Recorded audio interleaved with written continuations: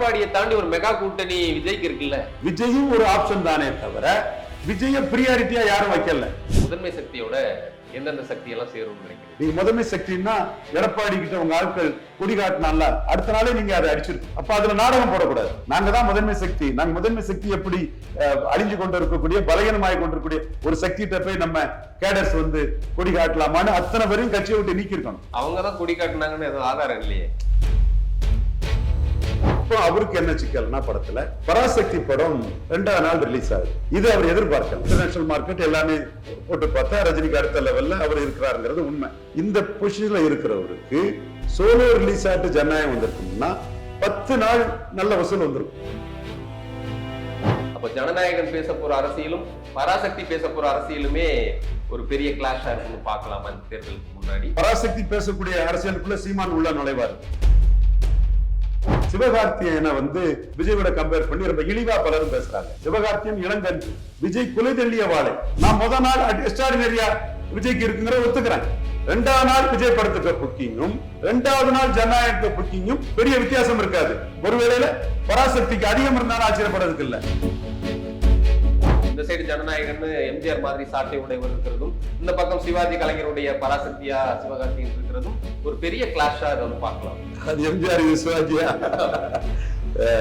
அப்படின்னா மீண்டும் என்ன இந்த சைடு தள்ள விடுறீங்க? பராசக்தி சைடு சிவாஜிக்காக நம்ம எங்க நிக்க வேண்டியது இருக்க? சீமா நம்ம பராசக்தி சைடு தானே, நான் சிவாஜி சைடுங்கிறத சொல்றேன். கட்சி அப்போ 2ஆ பிளவுபட்டது உறுதி ஆயிடுச்சு. என்ன நடக்கும் அடுத்து? அன்புமணிக்கு பாஜக சப்போர்ட்டா இருக்கிறதுனால அப்போ பாஜக இருக்க டாக்டர் ராமதாஸ் தயாராயிட்டார். ஸ்ரீனிவாசா டூர் நடத்தும் ஆன்மீக சுற்றுலா. தொடர்புக்கு 9384854560. தரமே உணவாய் என்றும் Apoorva. Experience comfort, elegance, and a homely feel in our premium rooms. Perfect for spiritual trips, family stays, or business travel. OPS TTV ரெண்டு பேருக்கும் தாவேக்கா ஆப்ஷன் அதுதான் இருக்கு, விஜய்க்கும் அதுதான் இருக்கு அப்படின்றீங்களா? அது தவிர்த்து இப்ப சிலர் என்ன சொல்றாங்க, கிருஷ்ணசாமிக்கு ஒரு வாய்ப்பு இருக்கு, ஜான் பாண்டியனுக்கு கூட வாய்ப்பு இருக்குது, ஜெகன்மூர்த்தியார் கூட இப்ப விஜய் இருக்குது, எல்லா ஆப்ஷனும் இருக்குங்க. அப்ப அப்படி பார்த்தா எடப்பாடியை தாண்டி ஒரு மெகா கூட்டணி விஜய்க்கு இருக்குல்ல. எங்க இதுல வந்து அங்க ஆப்ஷன் இல்லாதவங்க தான் விஜய எதிர்பார்க்கிறாங்க. இன்னைக்கும் திமுகவுக்கும் தாவேக்காவுக்கும் தான் போட்டின்னு சொன்ன டிடிவி அதை இப்ப கொஞ்ச நாளா சொல்லல. அப்போ அவரு மோடி முந்தின கரவை சரி திறந்துருங்கன்னு அமித்ஷா விட்டு திறந்துடலாம் நினைச்சு அமித்ஷாவை சந்திச்ச பிறகு அதை அவர் பார்க்கிறார். அதை நம்ம எடுத்துக்கலாம். சசிகலா மேல உள்ள அந்த உக்ரம் இவங்க மேல இருக்குன்னு நான் நினைக்கல. ஏன்னா கொளுத்தினது நம்ம டீம் தாங்கிறது நமக்கு தெரியுங்கிற போது அது இருக்காது. இன்னொன்னு என்னன்னா, அவர் வந்து மோடி இங்க தமிழ்நாட்டுக்குள்ள காங்கிரஸ் தான் எதிரியா பார்ப்பார். காங்கிரஸ் இன்ஃப்ளூயன்ஸ் டிஎம்கே தான் மோடிக்கு எதிரி. சோ அந்த இடத்துக்குள்ள பல திட்டத்துக்குள்ள மோடி இது பண்ணிருக்கலாம்.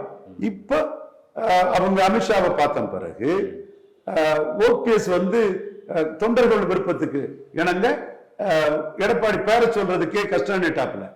டிடிவி குரல்ல கொஞ்சம் மாற்றம் இருக்குது.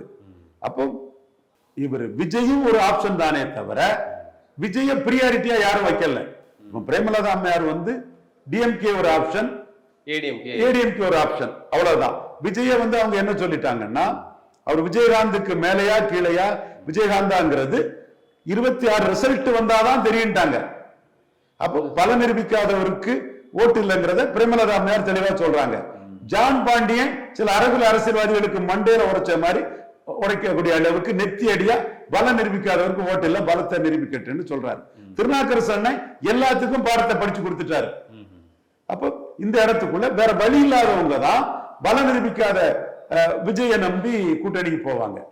மற்ற பல நிரூபிச்சவங்கள்ட்ட உள்ள ஆப்ஷன் எல்லாம் பார்த்துக்கிட்டு தான் இங்க வருவாங்க. ஆப்ஷன் இல்லாதவங்க தான் இங்க வருவாங்க. யாரும் வரமாட்டாங்கன்னு நான் சொல்ல விரும்பல. ஆனா ஒரு வார்த்தை நான் சொன்னேன், 1% பலம் கொண்ட ஒரு கட்சி கூட விஜய் கிட்ட கூட்டணிக்கு வரமாட்டாங்க. நீ ஏன் ஸ்ட்ராட்டஜியை காப்பி அடிக்கிற? எங்க அண்ணன் ரஜினிகாந்தும் பல நிரூபிக்காதவர் தான். இப்ப கூட அந்த எல்லா வீடியோலும் அதை சொல்லியிருப்பேன். நீ அதை என்ன நக்கல் பண்ணலான்னு ஒருத்தனை தூண்டி விட்டு மோடி விஜய் கொடுத்த பல கோடி கொழுப்புல 4 அடியாளம் அனுப்பி எனக்கு எதிராக பேசி பார்த்தேன். டேய், யாரை எப்படி அடிக்கணும், எவனை அடிச்சா விழுவாங்கலாம் தெரிஞ்சவன்டா. நாங்க எவ்வளவோ போர்க்களத்துல நின்று வந்தவன். நீ யாரு நீ அடுத்தவனுக்கு கைக்கூலியா வந்து என்கிட்ட மோதி பாக்குற. அப்ப நாம சொன்னோம் 1% பலம் கொண்ட ஒருத்தர் கூட விஜய் ஏத்துக்கிட மாட்டாங்கன்னு சொன்னோம். அன்னைக்கு எங்க அண்ணன் ரஜினிகாந்த் ஏத்துக்கிட தயாரா இருந்தாங்கன்னா அன்னைக்குள்ள காலகட்டத்துல டிடிவி திமுக கூட போக முடியாது. எடப்பாடியே 420 வரும், அவரு 420 சொல்றாரு. அவரால் 214 போடுறதை விட ரஜினியை சிஎம் கேண்டிடேட்டா சொன்னா அவருக்கு நம்ம வந்து ஸ்ட்ராட்டஜி பண்ணி கொடுத்தோம். இதை காப்பி அடிச்சா காப்பி அடிச்சுட்டு போறான், நான் இப்ப வெளிப்படையா சொல்லிடுறேன், உங்களுக்கு பலமான சீட் எல்லாம் நாங்க தந்துடுறோம், எங்க அண்ணனை நீங்க சிஎம்மா சொன்னா போதும், உங்களுக்கு நீங்க எடுத்த 5.5% ஓட்டுல எந்த பாதிப்பும் வராது. காப்பி அடிக்கல, இதெல்லாம் அவருக்கு தெரியும், பக்கத்துல இருந்து படிச்சவன் தான், எந்த பாதிப்பும் வராது, நீங்க அண்ணனை சொல்லிருங்க, அண்ணனுக்கு ஒரு மாசு வந்ததுன்னா உங்களுக்கு லாபம். இந்த கருத்தை தான் பாஸ் பண்ணணும் தினகரனுக்கு. அதே மாதிரி நேரடியா கமலஹாசனை பார்த்து போட்டோ எல்லாம் போட்டு பேசணும். அப்போ கமலஹாசன் என்ன சொன்னோம்னா, உங்களுக்கு 30 தொகுதி, தினகரனுக்கு 50 தொகுதிங்கிற அளவுல அண்ணனை சிஎம்மா சொன்னா பண்ணிடலாம், அண்ணன் ஒரு பெரிய சக்தியா நீங்க அக்செப்ட் பண்ணிட்டீங்கன்னா அது வந்து மக்கள் மத்தியில பெர்குலேட் ஆகி உங்களுக்கு நஷ்டம் வராது, நீங்க எடுத்த ஓட்டு அப்படியே கிடைச்சிரும், நீங்க எங்கெங்கெல்லாம் ஜெயித்தீங்களோ எங்கெங்கெல்லாம் நல்ல ஓட்டு எடுத்தீங்களோ அந்த சீட்டெல்லாம் உங்களுக்கு தந்துருவோம். 30 சீட்டு தினகரனுக்கு 5.5 எடுத்தனால அவருக்கு 45 50 சொன்னேன், அவருக்கு கொடுக்கதா இருக்குன்னு சொன்னேன். கமலஹாசனுக்கு அதை டச் பண்ணிட்டு 30 சீட்டு தனக்குன்னதும் அவர் கோவப்பட்டார். என்ன மதிச்சாரு, இதெல்லாம் பண்ணாரு, அதெல்லாம் கமலஹாசன் நல்ல தன்மையானவர். என்ன கமலஹாசனுக்கு குடும்பத்து மேல எனக்குள்ள மரியாதை, நடிப்பு ஆற்றல் மேல தெரிஞ்ச விஷயம் தான். அப்போ நம்ம ஐயனே விஷயத்தான் அவருக்கும் நமக்கும் தாவா இன்னும் முடியல. ஓகே 30ன்னு சொல்லும் போது அவர் கொஞ்சம் இதாயிட்டாரு. நானும் என் நண்பனும் பேசி முடிவு பண்ணிக்கிடுவோம். அப்போ அவர் என்ன எதிர்பார்த்தாரு, ரஜினிக்கு 60% தனக்கு 6 சீட்டுனா தனக்கு 4 சீட்டு, 2/3 ரஜினிக்கு அதற்கு வேணும்னு கேட்டார். அப்ப அதுவும் வந்து மெட்டீரியலைஸ் ஆகல, பட் ஒரு மூவ் அப்படி இருந்தது. அதை காப்பி அடிச்சுதான் ஜானாரிக்கசாமி இப்போ விஜய்க்கு கூட்டணின்னு பேசுறாரு. அது எப்படி வருது என்னங்கிறத நம்ம பொறுத்திருந்து பார்ப்போம். அது உங்க ஃபார்முலா தான், என்ன ஃபார்முலா தான் அடிச்சு காப்பி அடிச்சு போறான். அதுல நம்ம இப்ப என்ன பாக்குறோம்னா, அம்பேத்கர் சொன்ன மாதிரி ஐடென்டிஃபை எனிமி எடப்பாடியை நம்ம பலகீனப்படுத்துறத டிக்ளேர் பண்ணி தான் நம்ம செய்யறோம். ஐயர் நாடார் என்ன செய்ய முடியும்னு மிதுன் பழனிசாமி கேட்டதுக்கு நம்ம அந்த இதுக்குள்ள என்ன பண்ணி காட்டுறோம். ஐயர் என்ன செய்யறாருன்னு தெரியாது, ஐயர் குருமூர்த்திய அவர் என்ன பண்றான்னு தெரியாது, நம்ம தான் ஃபைட் பண்றோம். குருமூர்த்தி நம்ம கூட நின்னா மகிழ்ச்சி, குருமூர்த்தி சசிகலா விஷயத்துல எதிராக நின்னாலும் அதை எதிர்த்து நம்ம அடிச்சு நிற்போம். ஏன்னா நம்ம வந்தது தாண்டிங்க நாடாரு ஒரு சுத்த வீரனுக்கு பின்னாடி இருந்து வந்த நாம. சோ அந்த இடத்துக்குள்ள நாம இப்போ எடப்பாடியை பலகீனப்படுத்தலாம் குறியா இருக்கிறோம். விஜய் எம்ஜிஆர் ஜெயலலிதாவை சொல்லி செங்கோட்டையன் ஓபிஎஸ் டிடிவி மற்றும் ஜெயக்குமார் பால்பாக்கி கிருஷ்ணன் எத்தனை பேரை எடுத்து எம்ஜிஆர் ஜெயலலிதா சொல்லி எடப்பாடியை பலகீனப்படுத்தினாலும் அந்த இடத்துக்குள்ள விஜயை நம்ம ஆசீர்வதிக்கிறோம், பாராட்டுறோம், வாழ்த்துறோம். இல்ல நான் கேட்க வருது, ஓப்பனாவே கேட்டுறேன். இப்போ அவரு சஸ்பென்ஸா அணின்னு சொல்லிட்டாரு, தனிச்சுன்றத சொல்லல, வாய்ப்பு இருக்கா அப்படி விஜய் தலைமையில ஒரு கூட்டணி அமைகிறதுக்கு? அவரை 3வது அணினா ஒத்துக்க மாட்டார், முதன்மை சக்தின்னு சொல்றாங்க. முதன்மை சக்தியோட எந்தெந்த சக்தியெல்லாம் சேரும்னு நினைக்கிறீங்க சார்? என்ன வேணாலும் யார் வேணாலும் கிளைம் பண்ணாங்க சார். அடுத்த அக்செப்ட் பண்ணணும், ஒண்ணு மக்கள் அக்செப்ட் பண்ணணும். களத்துக்குள்ள வந்து மக்கள் அக்செப்ட் பண்ணா அது நியாயம். அக்செப்ட் பண்ணதுக்கு முன்னாடி நீங்க முதன்மை சக்தி கிளைம் பண்றது, நான் 50 விழுக்காடு எங்க அண்ணன் ரஜினிகாந்த் எடுப்பாருன்னு சொன்னேன் இல்லையா, அதே ஸ்டைல தான் நீங்க கிளைம் பண்றீங்க, தப்பு இல்ல. But you must walk the talk. நீங்க முதன்மை சக்தின்னா எடப்பாடி கிட்ட உங்க ஆட்கள் கொடி காட்டினால அடுத்த நாளே நீங்க அதை அடிச்சிருக்கணும். அப்ப அதுல நாடகம் போடக்கூடாது. நாங்க தான் முதன்மை சக்தி, நாங்க முதன்மை சக்தி எப்படி அழிஞ்சு கொண்டு இருக்கக்கூடிய பலகீனமாய் கொண்டிருக்கக்கூடிய ஒரு சக்திகிட்ட போய் நம்ம கேடர்ஸ் வந்து கொடி காட்டலாமான்னு அத்தனை பேரையும் கட்சியை விட்டு நீக்கி இருக்கணும். ஜெயலலிதா முதன்மை சக்தியா இருந்தாங்க, ரஜினிகாந்த் ஆதரிக்கிறாருன்னு பேனர் வச்ச அத்தனை பேரையும் உடனே தூரத்துக்கு போட்டுட்டாங்க. அது லீடர்ஷிப். நீ எடப்பாடி கொடி காட்டின எத்தனை பேரை நீ நிக்கின, அப்போ நீ முதன்மை சக்திங்கிறது போலித்தனமா சொல்ற. அவங்கதான் கொடி காட்டினாங்கன்னு எதுவும் ஆதாரம் இல்லையே, யார் காட்டினாங்கன்னு தெரியாது. உன் கட்சிக்காரன் நேரடியா பேட்டி கொடுத்தே சொன்னான், நாங்க தான் கொடுத்தேன்னு சொன்ன, பேட்டி கொடுத்தவனே சொன்னான். அப்ப எங்களுக்கு அதுக்கு சம்பந்தம் இல்லைன்னு ஒரு அறிக்கை கொடுத்திருக்கணும். பேட்டி கொடுத்தவங்க நீங்க நீக்கி இருக்கணும். சோ அந்த இடத்துக்குள்ள நீங்க வந்து எடப்பாடி கூட கூட்டணி போலாங்கிற ஒரு நப்பாசையும் உங்களுக்கு இருக்குது. இல்ல எலெக்ஷன் இன்னும் ஒரு 3 மாசம் கூட இல்ல, முழுசா ஒரு 3 மாசம் தான் இருக்கு. இந்த சூழ்நிலையில ஆடியோ லான்ச்சை மலேசியாவில் கொண்டு போய் நடத்துறாரு. சமீப காலத்துல அவருடைய படங்கள் எதுவுமே வெளிநாடுகள்ல ஆடியோ லான்ச் பண்ணல, இங்க நடத்துவாரு, ஒரு குட்டி கதை சொல்வாரு, அது ஒரு வைரல் ஆகும், அது ஒரு பேசு பொருளாகும். இப்ப மலேசியாவில் ஆடியோ லான்ச், அங்க பூடகமா இந்த கூட்டணி குறித்து ஒரு பேச்சு அப்படிங்கறது வந்து அது படத்தை தாண்டி அரசியல தான் பேச வச்சிருக்கு. என்ன பின்புலம் மலேசியாவில் நடத்துறது? படம் தான் அவருக்கு மெயின். அரசியல் இல்லையா? அரசியல் 2ஆம் பட்சம் தான். அந்த 10 கோடி படத்தை கொடுத்த லாபம் தான். இந்த அரசியல் அவருக்கு அந்த ஜனநாயக படத்துக்கு கிடைச்சிருக்க விளம்பரத்துக்கு 50 கோடி ரூபாய் செலவழிச்சாதான் இவ்வளவு விளம்பரம் கிடைக்கும். ஒரு 10 கோடியிலே இந்த விளம்பரத்தை அவரு பார்த்துட்டாருன்னா அது படம் தான் அவருக்கு மெயின். இப்போ அவருக்கு என்ன சிக்கல்னா, படத்துல பராசக்தி படம் 2ஆம் நாள் ரிலீஸ் ஆகுது. இது அவர் எதிர்பார்க்கல. அவர் இன்னைக்கு ரஜினிகாந்த் அடுத்தபடியா ஒரு நல்ல மார்க்கெட் வேல்யூ உள்ளவர். கேரளாவில் ரஜினிகாந்துக்கு மேல இருக்கிறாரு. மற்ற நார்த் இந்தியா, ஆந்திரா, கர்நாடகாவிலாம் ரஜினிகாந்துக்கு அடுத்த லெவல்ல இருக்கிறாரு. ஸோ இன்டர்நேஷனல் மார்க்கெட் எல்லாமே போட்டு பார்த்தா ரஜினிக்கு அடுத்த லெவல்ல அவர் இருக்கிறாருங்கிறது உண்மை. பட் அவர் 4 பேரை வச்சு கதைகளை விடுவாரு. நம்ம சொல்றது புக் மை ஷோ டேட்டா வச்சு நான் பேசுறேன், கதை இல்லை. புக் மை ஷோ டேட்டா வச்சு நான் பேசுறேன். இந்த பொசிஷன்ல இருக்கிறவருக்கு சோலோ ரிலீஸ் ஆட்டு ஜனநாயகம் வந்திருக்கும்னா 10 நாள் நல்ல வசூல் வந்திருக்கும். கூலி படத்தை தாண்டிய வசூல் வந்திருக்கும். இப்ப விஜய்க்கு பீஸ்டுக்கு KGF வந்து ஹிட் ஆனது மாதிரி, வாரிசுக்கு துணிவு வந்தது மாதிரி, பல விஜய் படங்களுக்கு போட்டி படம் வந்தது மாதிரி இப்ப போட்டி படம் பராசக்தி வருது. இதுல போட்டி படம் வரலன்னா சோலோ ரிலீஸா நீங்க எல்லா வசூலையுமே நீங்க அள்ளிடுவீங்க, சந்தேகமே இல்லை. அது ஒரு ஹெவி கலெக்ஷன் கொண்டு போயிடும். ஹாலிடே கலெக்ஷன்ஸ் எல்லாம் ஜனநாயகம் பாக்கெட்ல விழுந்துரும். இது நீங்க சினிமா ரசிகனை திருப்திப்படுத்துறதுக்கு வசூலையும் பெருசா சொல்லிக்கலாம். அதையும் தாண்டி லாபமும் உங்களுக்கு கூட கிடைக்கும். தியேட்டர்காரெல்லாம் பதறிடுவான்.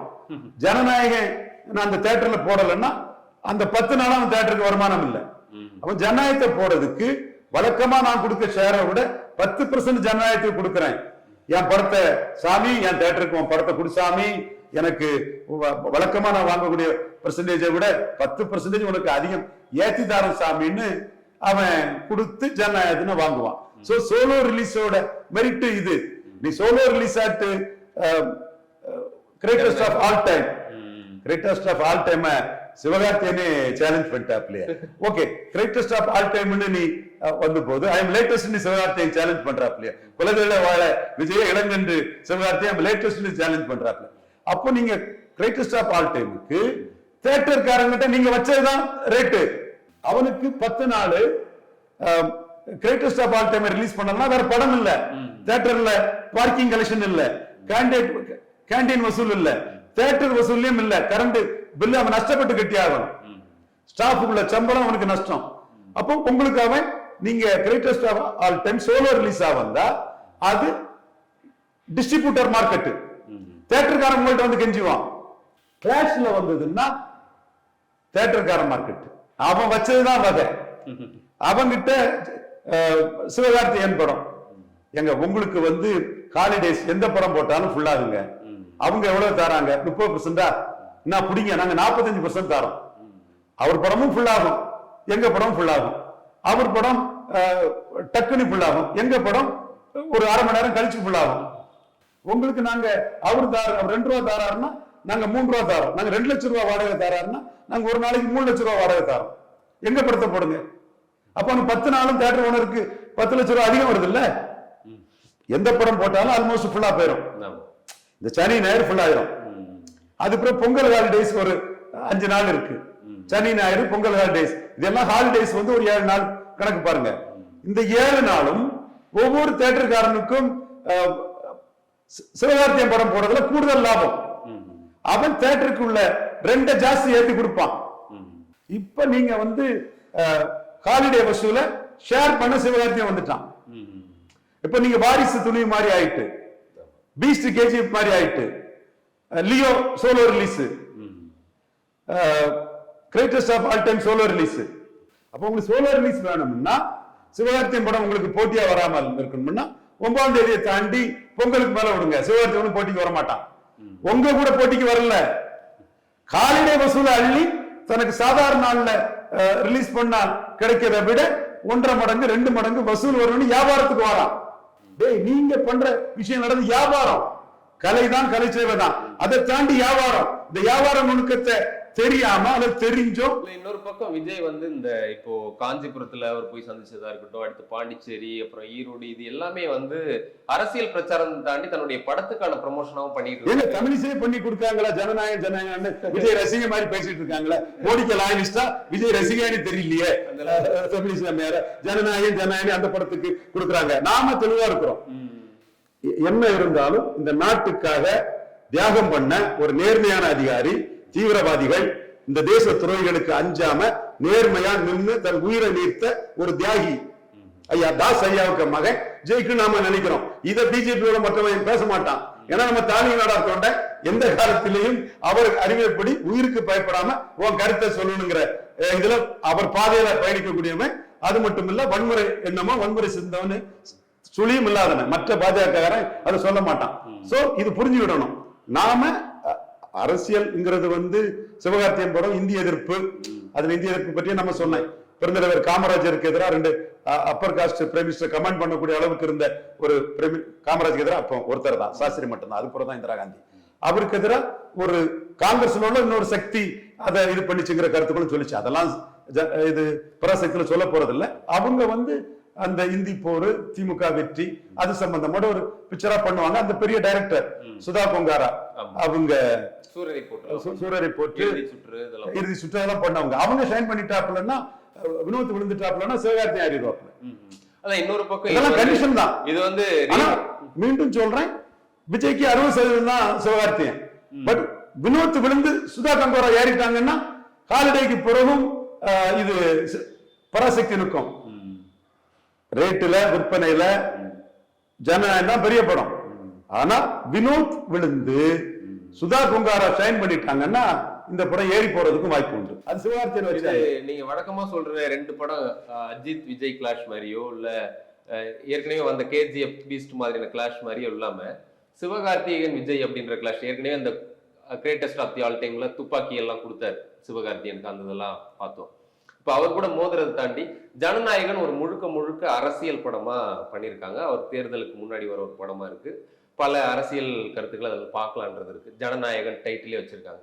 இந்த பக்கம் சிவகார்த்திகேயன் படம் அப்படின்னு பார்க்க முடியாம அது ரெட் ஜெயின் அந்த மார்க்கெட்டிங் சூப்பர் ஸ்டார் அந்த சைடுல இருந்து மார்க்கெட்டிங் சூப்பர் ஸ்டார் உதயநிதி அப்படி வராங்க. பராசக்தி கலைஞருடைய டைட்டில் அந்த மாதிரியான இந்தி எதிர்ப்பு அரசியல் அதை பார்க்கும். பராசக்தி எங்க அண்ணன் சிவாஜி ஒரு பெரிய நட்சத்திரம் கொண்டு வந்து படம். ஆமா, கலைஞர் தானா? ரஜினிகாந்த் வந்து சிவாஜி அந்த வசந்த பேசியிருந்தா கிளிக் ஆயிருக்குமா? நான் கலைஞருக்கு மார்க்கெட்டை குறை சொல்லல. அது எப்படிப்பட்ட ஒரு பெரிய ஒரு படம் பராசக்தின்றது. சிவாஜி கணேசன் அறிமுகம், ரஜினியே சொல்லுவார்ல பராசக்தி ஹீரோடா, அப்படி ஒரு பவர்ஃபுல் டைட்டிலோட கலைஞருடைய கதைவசனத்துல வந்த அந்த படம் இப்போ ஏதோ ஒரு அரசியல் பேச போகுதுன்றது தெரியுது. அப்ப ஜனநாயகன் பேச போற அரசியலும் பராசக்தி பேச போற அரசியலுமே ஒரு பெரிய கிளாஷா இருக்குன்னு பார்க்கலாமா இந்த தேர்தலுக்கு முன்னாடி? கண்டிப்பா பராசக்தி பேசக்கூடிய அரசியலுக்குள்ள சீமான் உள்ள நுழைவார். என் மக்கள் வந்து தமிழுக்கு இதான ஆகணுங்கிறத பயன்படுத்தி நீ இது பண்ணிட்ட, அதுக்கப்புறம் தமிழுக்கு ஒண்ணும் பண்ணலங்கிற அந்த அரசியலுக்குள்ள நாம் தமிழர் தம்பிகளும் நுழைவாங்க. பராசக்தி பேசக்கூடிய அரசியல் திராவிட இயக்கத்தின் வெற்றியை சொல்லக்கூடிய அரசியல். அந்த அரசியலுக்குள்ள ஒரு தமிழனை வீழ்த்தணுங்கிற ஒரு சதியும் இருந்துங்கிறது அது படத்துக்குள்ள சொல்ல மாட்டாங்க. அது நான் அறிந்தது. ராமச்சந்திர ஐயர் நமக்கு சொன்னது கடந்த காலத்தின் இதுல கைலமன்னன் அலைஸ் குமாரசாமி நாடார் எழுதுனது. அதே நான் பதிவு பண்ண படத்துக்குள்ள அது வராது. எனிவே இதுல 2 இதுக்குள்ளேயும் அரசியல் இது இருக்குது. But merit of the film தான் அதை முடிவு பண்ணும். இன்னொன்னு சிவகார்த்தியனை வந்து விஜயோட கம்பேர் பண்ணி ரொம்ப இழிவா பலரும் பேசுறாங்க. சிவகார்த்தியன் இளங்கன்று, விஜய் குலை தள்ளிய வாழை. விஜய் குலை தள்ளிய வாழை, சிவகார்த்தியன் இளங்கன்று. டான் டாக்டர் படத்தெல்லாம் சிவகார்த்தியன் நிறுத்தினாப்புல. டானும் இது டாக்டரும் சிவகார்த்தியன் நிறுத்தின படம். மாவீரன் அந்த படம் சிவகார்த்தியன் நிறுத்தின படம். சோ இந்த இடத்துக்குள்ள வில்லன் பகவதியில வில்லனுக்கு நல்ல ரிப்போர்ட் வந்து பகவதிக்கு வசூல் இருந்ததுனாலதான் விஜய் யாரி வராரு. பகவதி மோசமான படம்னு இருந்தும் வில்லனை தாண்டி பல இடங்கள்ல பகவதிக்கு வசூல் வருதுன்னா அந்த வசூல் விஜய்க்கு தோளுக்கு சொந்தம். அப்ப படங்களை தன் தோல்ல நிறுத்தின ஒருத்தன் தான் சிவகார்த்திகேயன். மார்க்கெட்டிங் ரேஞ்ச் உள்ளவர் தான். சப்போஸ் நீங்க நிறுத்தின பைரவா மாதிரியோ ஜில்லா மாதிரியோ அந்த அளவுக்கு இவர் நிறுத்தி இருக்க மாட்டாரு. பட் உங்களுக்கு ஒரு 80% வந்திருப்பார். திராவிட ஜீவா வேற மாதிரி சொல்றோம், அதுக்குள்ள போகலன்னா ஜெனரலா உங்களுக்கு ஒரு 80% அவர் தோல்ல படத்தை சம்பந்தம் நிறுத்திருப்பாரு. அப்ப அவரை நீங்க ரொம்ப ஒரு இளங்கன்று துள்ளி குடிச்சு வரும்போது நீங்க குலை சொல்லிய வாழைங்கிறது இப்பவே பார்த்தோம் ஒரு சம்பவம். அதை நான் குறை சொல்லல, சகோதரர் தெளிவா வரணும். சகோதரருக்கு இப்படி ஒரு விழக்கூடிய சம்பவம் ஏற்பட்டு இருந்த மாதிரி என் சகோதரன் விஜய்க்கு மனப்பூர்வமா சொல்றேன், இன்னொரு இடத்துல நடக்கக்கூடாது, அவர் கேர்ஃபுல்லா வரணும்னு சொல்றேன். அது வேற விஷயம், அது நம்ம மனிதாபிமான அடிப்படையில அவர் விழுந்ததை 100% நான் I am sympathetic towards him. That is my character. இந்த ஜான் அரிப்பிசாமி நாயுடையார்கள்லாம் தெரியாதுங்க நம்மளை பற்றி. சோ இந்த இடத்துக்குள்ள நாம செக் பண்ணி பார்க்க வேண்டியது, முதல் நாள் புக் மை ஷோல ஜனநாயகத்துக்கு உலகம் ஃபுல்லா பெரிய அளவுக்கு புக்கா இருக்கும். 2வது நாள் சிவகார்த்தியம் படம் வருது, நீங்க குமுதத்திலே எடுத்து போடுங்க. 2வது நாள் சிவகார்த்தியம் படத்துக்கு புக் மை ஷோல எவ்வளவு டிக்கெட் புக்கா இருக்கு, 2வது நாள் ஜனநாயகத்துக்கு எவ்வளவு புக்கா இருக்குது. சிவகார்த்தியம் ஒண்ணு சின்ன நட்சத்திரம் இல்லைங்க, அதை பார்த்துக்கிட்டு டிஃபரன்ஸ் இருந்தா என்கிட்ட கேளு. நீ நேர்மையானவன் நாணயமான டிரான்ஸ்பரண்டாவா, வெளிப்படையாவா. நான் முதல் நாள் எக்ஸ்ட்ராடினரியா விஜய்க்கு இருக்குங்கிற ஒத்துக்கிறேன். 2வது நாள் விஜய் படத்துக்கு புக்கிங்கும் 2வது நாள் ஜனநாயக புக்கிங்கும் பெரிய வித்தியாசம் இருக்காது. ஒரு வேளையில ஜனநாயகத்துக்கு அதிகம் இருந்தா, ஒரு வேளையில பராசக்திக்கு அதிகம் இருந்தாலும் ஆச்சரியப்படுறதுக்கு இல்ல, ஜனநாயகத்துக்கு அதிகம் இருந்தாலும் பெரிய டிஃபரன்ஸ் இருக்காது. இப்ப புரியுதா? அப்ப ஒரு தேசபக்தனுக்கு மகன் நாட்டுக்காக தியாகம் பண்ண ஒருத்த மகனை நீ வன்மத்திலையும் காழ்ப்புணர்ச்சியிலையும் இழிவுபடுத்தி பேசுறிய, இதுக்கு நீ ஒத்துக்கிறியா? இந்த சேலஞ்சுக்கு அப்ப தேர்தலுக்கு முன்னாடியே இந்த சேலஞ்சுக்கு ஒத்துக்கிறியா? எவனாவது வெளிப்படையான ஒரு சேலஞ்சு தான். முதல் நாள் ஜனநாயகத்துக்கு ஹெவி புக்கிங் இருக்கும் புக் மை ஷோல, 2வது நாள் ஜனநாயகம் புக்கிங்கையும் பராசக்தி புக்கிங்கையும் கம்பேர் பண்ணி பார்க்க தயாரான்னு சொல்லு. விமர்சனம் பண்றவன் பராசக்தி இருந்தான்னா சிவகார்த்தியம் பெரிய ஆளுதான், இல்ல பராசக்திக்கு ஜனநாயகத்துக்கு பாதிதான் இருக்குன்னு சொன்னா நீ சொல்றதை நான் ஒத்துக்கிட்டு போறேன். எப்பா நீ சொல்றதை நான் ஒத்துக்கிட்டு போறேன். பெரியார் ஒருக்கா சொன்னாராம், கடவுள் இல்லைன்னு சொல்றீங்களா, உங்க முன்ன கடவுள் இருக்காருன்னு சொல்லிட்டு போறேன். ரெடியா? பிஸ்பி சகோதரர் ரெடியா? அந்தனம் சகோதரர் ரெடியா? செய்யாறு பாலு ரெடியா? நம்ம சும்மா பொய்யா மார்க்கெட்டிங் பண்ணிட்டு தெரியக்கூடாது. உண்மை எது நேர்மை எதுன்னு நேர்மையா இருக்கணும். டிரான்ஸ்பரண்டா புக் மை ஷோல வெறும் 2வது நாள் Jananayakam booking book my show டிக்கெட்டையும் பராசக்தி புக்கிங் டிக்கெட்டையும் கம்பேர் பண்ணதுக்கு நீங்க தயாரா? சும்மா சிவகார்த்தியனை பற்றி சினிமாவை தாண்டி சிவகார்த்தியனுக்காக பேசக்கூடியவன். இந்துக்களின் தந்தை தாளிங்கனாளர் தோன்றங்கிறதுனால அவங்க தந்தை யாருக்காக இறந்தார், எதற்காக இறந்தாருங்கிறதுல பேசக்கூடியவன். வெளிப்படையா தான் பேசுறேன். தயாரா நீங்க குற்றம் சொல்லக்கூடியவனுங்க? எவனாவது தயாரா? அப்ப ஏன் நீ சிவகார்த்தியனுக்கு எதிராக பிரச்சாரம் பண்ணிட்டு இருக்கிற? இதுக்கு தயார்னு சொல்லிட்டு பிரச்சாரத்தை பண்ணு. நானும் ஓகே, சிவகார்த்தியம் படத்தோட 2 மடங்கு புக்கா இருந்தேன்னா நான் ஒத்துக்கிட்டு போறேன். ஈக்குவலா இருந்தேன்னா நீ என்ன சொல்லுவ? இல்ல சிவகார்த்தியம் படத்துக்கு கூட இருந்தேன்னா நீ என்ன சொல்லுவ? அப்ப சிவகார்த்தியனை ஒண்ணும் இல்லைங்கிற மாதிரிப்பட்ட அந்த வேண்டா விருப்பான பேச்சுகள் பண்றது நியாயமில்லை சகோதரர்களே. நீங்க என் சகோதரர்கள், உங்ககிட்ட நான் கெஞ்சி கேட்டுக்கிறேன், டிரான்ஸ்பரண்டான ஒரு காம்படிஷனுக்கு தயாரா? நீங்க தயார்னா பேசுங்க, எது உண்மையோ அது மக்களுக்கு தெரியட்டு, வெளிப்படையா நேர்மையா வாங்க. இன்னொன்னு, வெறும் ஸ்டார் வேல்யூ மட்டும் ஒரு படத்தோட வெற்றியை தீர்மானிக்க முடியாது. இதுல விஜயனுடைய படம் ஒரு தெலுங்கு ரீமேக் அப்படின்றத சொல்றாங்க, எந்த அளவுக்கு உண்மை அப்படிங்கிறது தெரியல. பகவந்த் கேசரி பாலகிருஷ்ணனுடைய படம் ஒரு வெற்றி பெற்ற படத்தை தான் பண்றாங்க. வினோத் அவர் ஒரு பெரிய டைரக்டரா இருக்காரு. இந்த சைடு பார்த்தோம்னா சுதா கொங்காரா அவங்க ஒரு பெரிய டைரக்டர். கண்டென்ட் வைஸ் எல்லா படங்களுமே அவங்களுக்கு நல்லா பண்ற ஒரு டைரக்டர். இதுல அரசியல், பொலிட்டிக்கல், இதுல மல்டி ஸ்டாரா அதர்வா இருக்காரு, ஜெயம் ரவி, ஸ்ரீலீலா, இப்படி எல்லாம் ஸ்டார் காஸ்டிங் இருக்குது.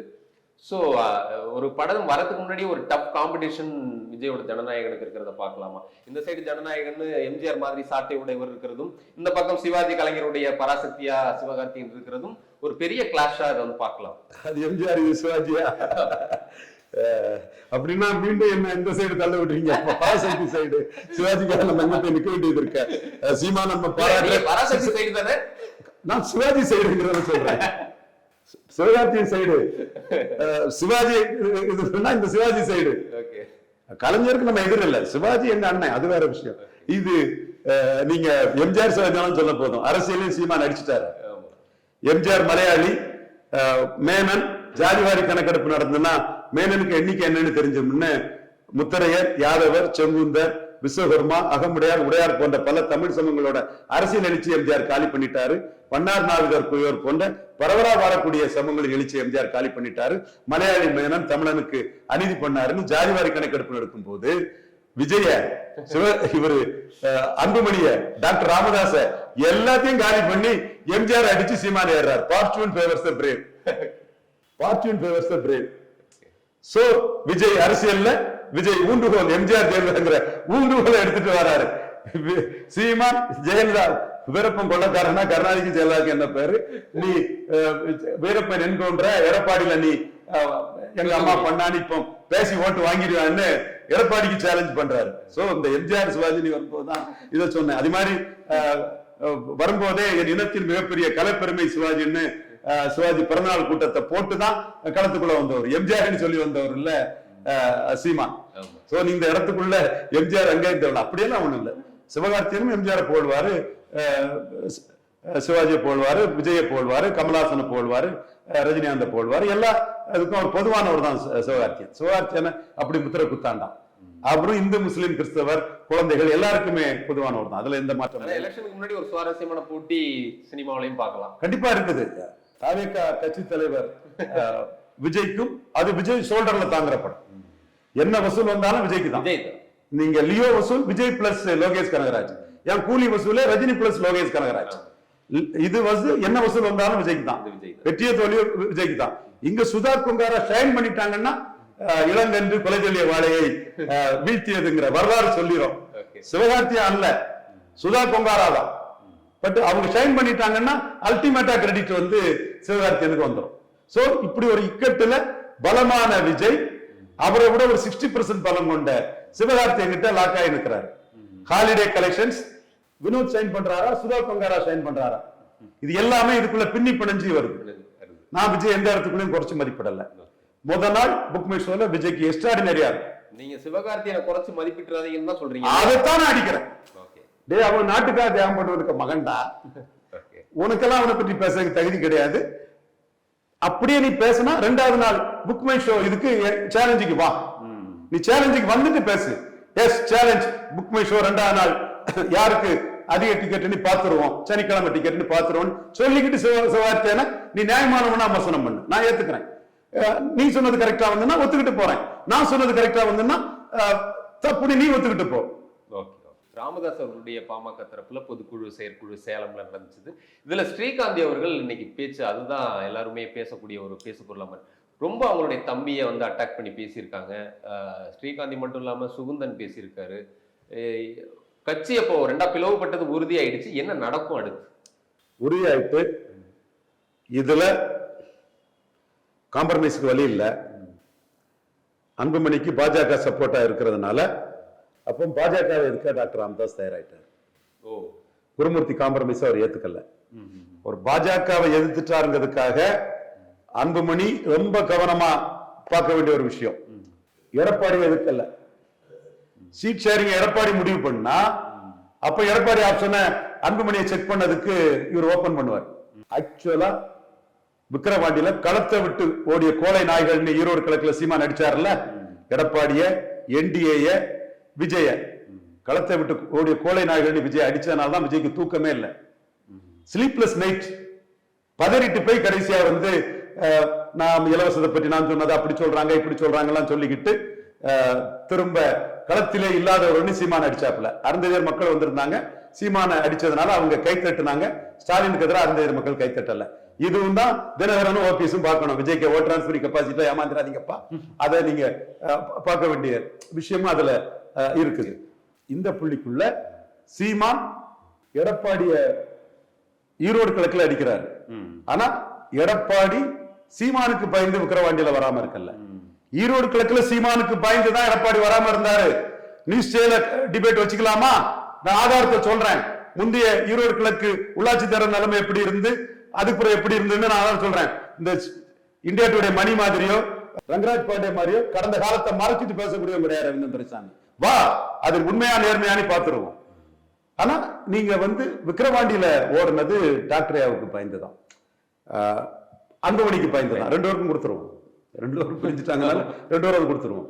10.5 பற்றி பதில் சொல்ல முடியாது அன்புமணிக்கு, இவருக்கு எடப்பாடி பழனிசாமிக்கு. இங்க ஒண்ணு சொல்லுவாரு, அங்க ஒண்ணு பேசுவாரு. சோ பாமக 10.5 வச்சுதான் நிற்பாங்க. அதுக்கு பயந்து ஓடினாரு. இப்ப அன்புமணி ஜாதிவாரி கணக்கெடுப்ப சொல்றாரு. சீமான் அதை தட்டி தூக்கி போட்டுட்டு போயிட்டாரு, எம்ஜிஆர் அடிச்சிட்டாரு. நீங்க ஜாதிவாரி கணக்கெடுப்புல ஸ்டாலினை கார்னர் பண்ண முடியாது. ஸ்ரீமான் எம்ஜிஆர் மலையாளி, கலைஞர் தெலுங்கர்னு சொல்லி 2 பேருமே அடிச்சு பெய்யாச்சு அவரு. அப்ப நீங்க நம்ம கலைஞரை மட்டும் இதுல கார்னர் பண்ணிட்டு இருக்க முடியாது.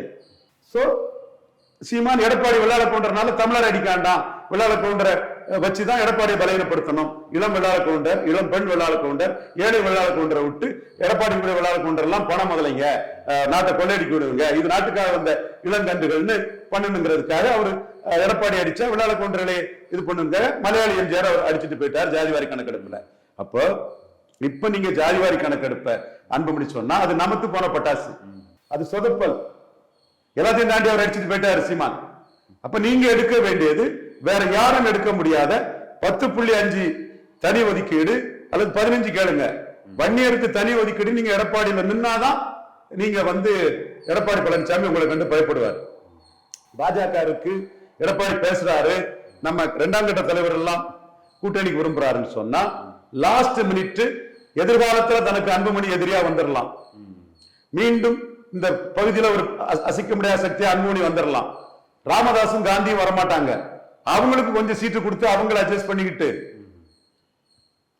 உங்களை திராட்ல விட்டுட்டாங்கன்னா ஜாதிவாரி கணக்கெடுப்பை சொல்லி அன்புமணி நிற்க முடியாது. 10.5 சொல்லிதான் நிற்க முடியும். நான் எடப்பாடிக்கு எதிராக தான் இதை பேசுறேன், வெளிப்படையா தான் சொல்றேன். அதே மாதிரி நீங்க ஜெய குருவை நண்பர் தான், சோதரர் தான், ரொம்ப அன்பா இருப்பாரு, வன்னியருக்கு உறுதியானவர், நம்ம கிட்டையும் பாசமா இருப்பார். அது இந்த இதுல நாம சொன்ன பல பஞ்சாயத்துகள் கூட எதுவும் இல்லாம துணைத் தலைவர் சொல்லிட்டாருன்னு அவங்க எல்லாம் ஃப்ரீயா பண்ணிட்டு போனான். அந்த ராஜ்குமார் மெர்கண்டல் பேங்காரெல்லாம் நம்ம சொன்னாலே சொல்லி அது சரி பண்ணி கொடுத்தாரு. அவரை நீங்க பசுமன் முத்துராமலிங்க தேவர் ஐயாவை ஒரு ஐக்கானாட்டு 69க்கு மேல கலைஞர் முன்னெடுத்து ஒரு இது வந்தது மாதிரி 64லே மெல்ல மெல்ல 69ல விவி கிரியை வச்சு அந்த மதுரை சிலையை திறந்து வச்ச முறைதான் அது பெருசாச்சு. இன்னைக்கு ஒரு ஐக்கானாட்டு அன்னைக்கு அரசியல் களத்திலே வாக்களிக்காத கள்ளர் மறவர் தஞ்சாவூர் பல்ட்டுக்குள்ளே தேவர் பெருசா ஐக்கானா வந்த மாதிரி ஜெயகுரு ஒரு ஐக்கானா முன்னிறுத்துங்க. உள் ஒதுக்கீடு கேளுங்க, தனி ஒதுக்கீடு கேளுங்க. இந்த 2ஐயும் முன் வச்சு நீங்க களத்துக்குள்ள நின்னாதான் எடப்பாடி கிட்ட ஏமாறாம நீங்க தப்பிக்க முடியும். தந்தை மகனும் ஒரே அணிக்குள்ள வரதுக்கு வாய்ப்பு இருக்கா? அப்படி வந்தா ஃபர்ஸ்ட்ல தந்தையை புக் பண்ணிக்கிட்டு மகனை குறைஞ்ச சீட்டுக்கு தான் எடப்பாடி இது பண்ணுவாங்க. இதுதான் நான் அன்புமணி கிட்ட அலர்ட்டா சொல்றேன். நான் அன்புமணி நன்மைக்காக சொல்றதை விட எடப்பாடிய ஐயரும் நாடாரும் என்ன செய்ய முடியும்னு கேட்ட மிதுன் பழனிசாமியை செக் பண்ணதுக்கு தான் என் அறிவு ஆற்றல தெளிவா ஓப்பனா தான் நம்ம சொல்றோம். சோ அன்புமணி தான் இதுல அலர்ட்டா இருக்கும். பல்வேறு கேள்விகளுக்கு இன்னைக்கு பல்வேறு விஷயங்களை பத்தி பகிர்ந்துக்கிட்டீங்க. மிக்க நன்றி சார். மிக்க நன்றி இளையராஜா. ஸ்ரீனிவாசா டூர் நடத்தும் ஆன்மீக சுற்றுலா தொடர்புக்கு 9384854560. தரமே உணவாய் என்றும் Apoorva. Experience comfort, elegance, and a homely feel in our premium rooms. Perfect for spiritual trips, family stays, or business travel,